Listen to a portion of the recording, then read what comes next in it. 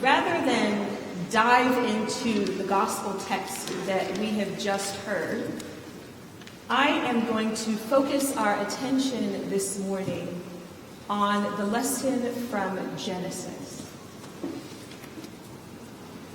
We find ourselves hearing again of the story of Abraham. Abraham, who was called by God and told that he would have a special relationship with God.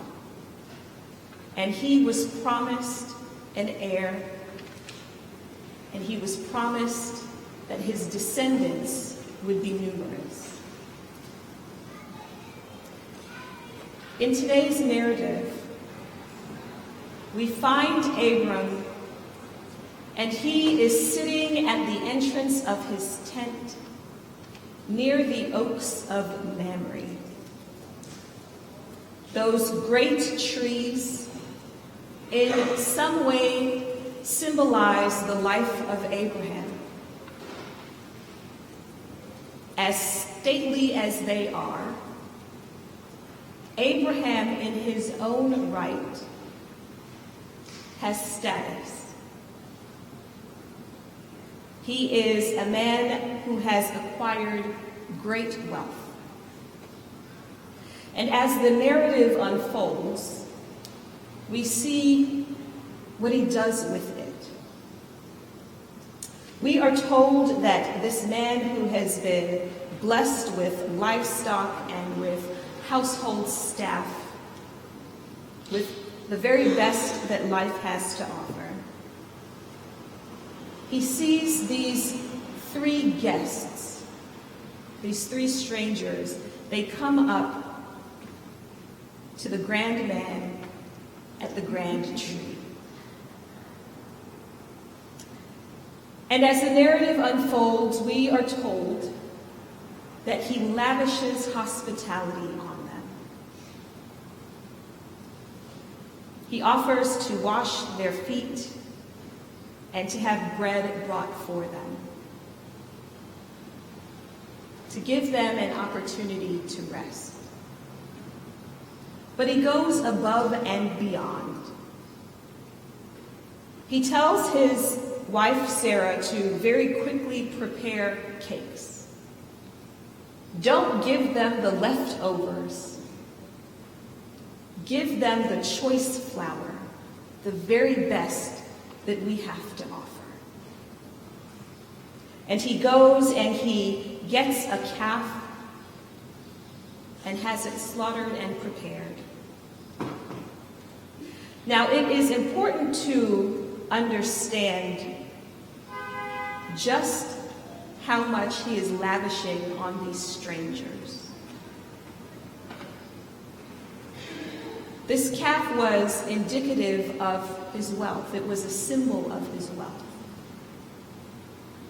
It was an animal that would have provided labor and milk, and its hair could be used to provide clothing. And this very valuable asset he has killed. He is literally eating into his net worth.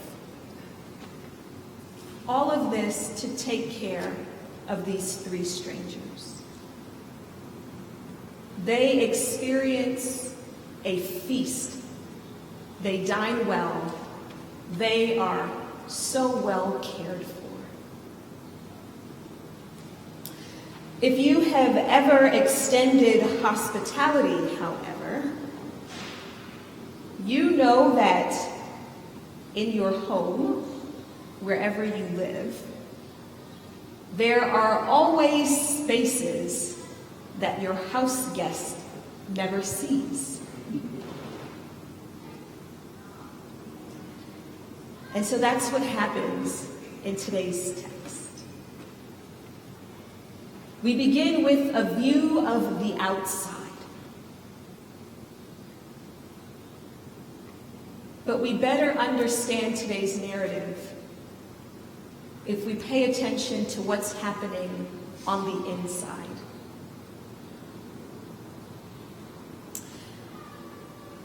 You remember I began by saying that Abraham had been promised an heir.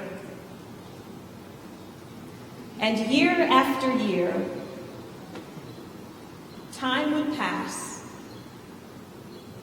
and his wife still struggled with infertility.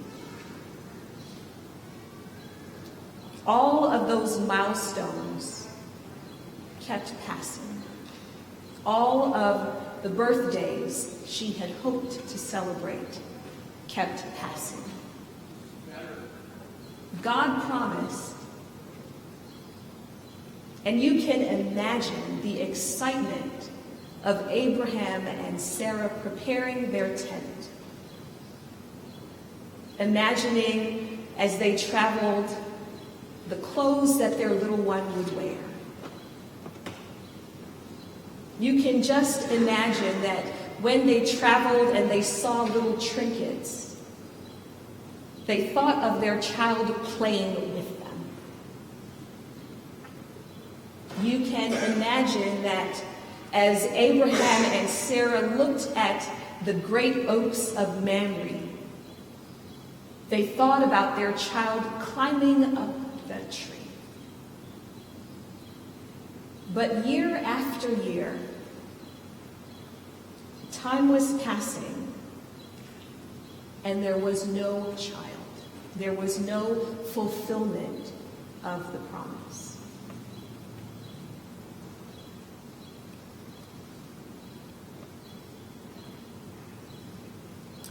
For Abraham and Sarah, their waiting and their disappointment was its own kind of suffering.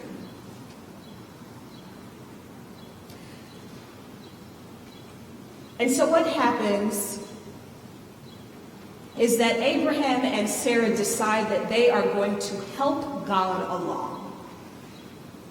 They make a decision that they are going to give their slave girl, a servant by the name of Hagar, who is an Egyptian, who is an outsider, to Abraham. And Abraham goes into Hagar, and she conceives. And as the narrative unfolds, this is in the 16th chapter of Genesis, we are told that Hagar has contempt for her mistress. Her mistress gives her a hard time, treats her harshly, and Hagar runs away. She encounters God in the wilderness, and God tells her to go back to the very person and the very place that was the source of her pain. She eventually gives birth to a child, Ishmael. And so you can imagine what is going on in that house. Sarah is hearing the cry of a child that is not hers. She is seeing day after day the impact of a decision that she and her husband made.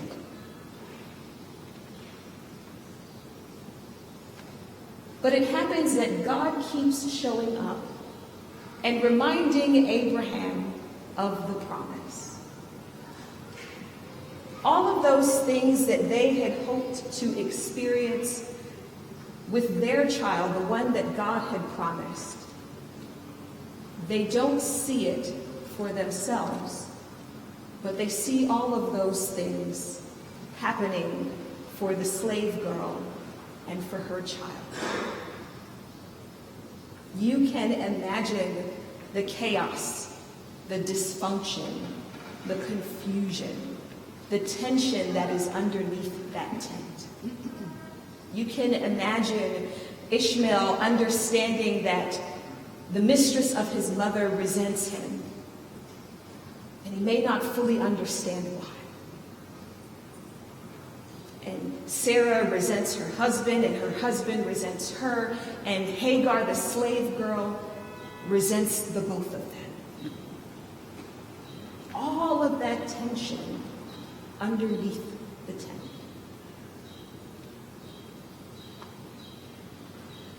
And it's important for us to understand Hagar's part in the story. She is very vulnerable. She doesn't have any autonomy over her own body. She is forced to carry a child for someone she did not choose. You can just imagine the pain of being vulnerable and subject to the hands of the powerful. All of that is happening on the inside as these strangers are experiencing hospitality on the inside. And the totality of the narrative is important because it's helpful for us to avoid making the mistake that Abraham and Sarah make. They don't understand that God's not yet is different from no. God is taking too long. And so all of this confusion emerges. And they are living with consequences of their actions.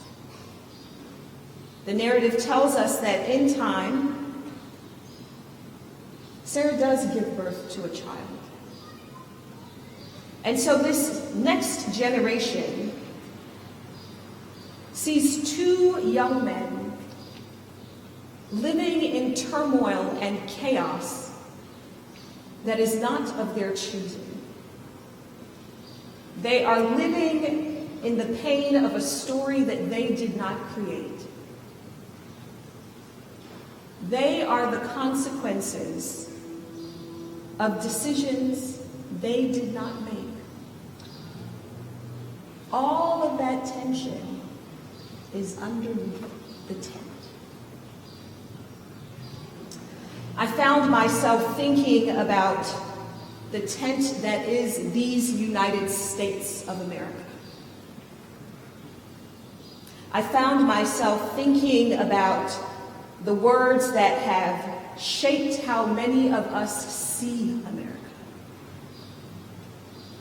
Give me your poor, your tired, your huddled masses, yearning to breathe free. We know that. We know the narrative about this nation as the city on the hill. All of those inform what the nation looks like from the outside. But it's only when we get underneath the tent that is America that we see that there is tension that exists there.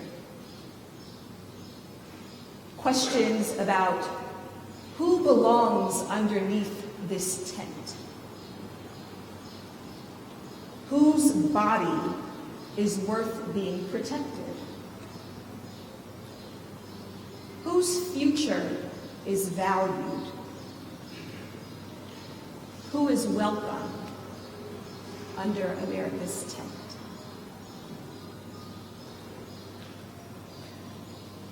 What is the Genesis 16 version of America's story? The story where the vulnerable don't have a say in what becomes of their life. What does that look like for this nation? And as is the nature of God, in the middle of the turmoil and the confusion, there is always hope. God chooses to be present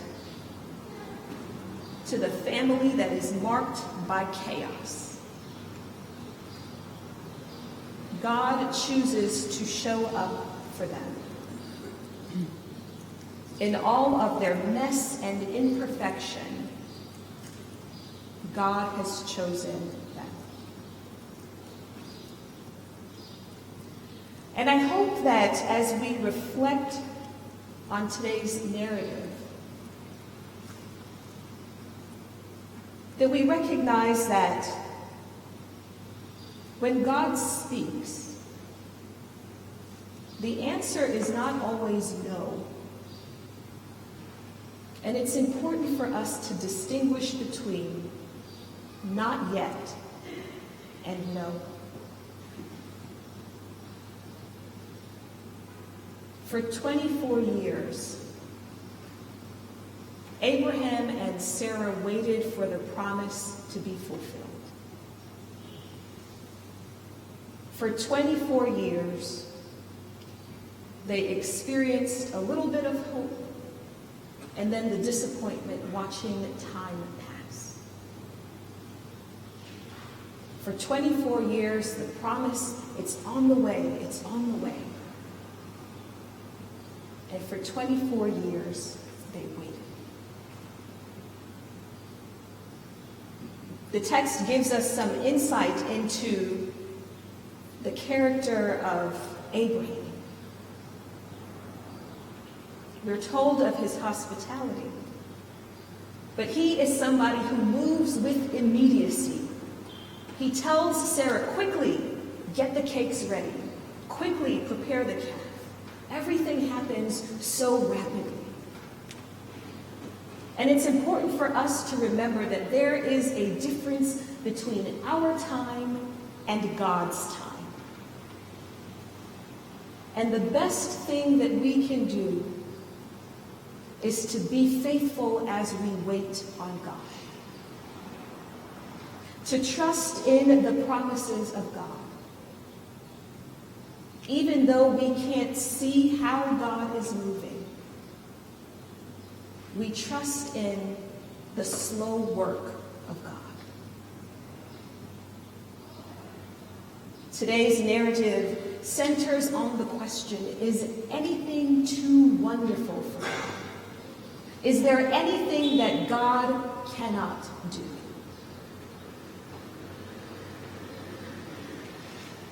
We know that the narrative ends where the promise is fulfilled. And it's less about, does Sarah get her happy ending? Does she get the baby? And the lesson for each and every one of us is, how do we trust God as we wait? How do we hold on to God's promise as we wait? How do we resist the urge to help God along? How do we distinguish the difference between not yet and no? My prayer for all of us is that God will bless us in our waiting. That we can trust God as time passes. That we can allow ourselves the knowledge that we have not been forgotten or abandoned by God. That we can find hope knowing that despite the very worst of our dysfunction, God still chooses to show up and to be present to us. Amen.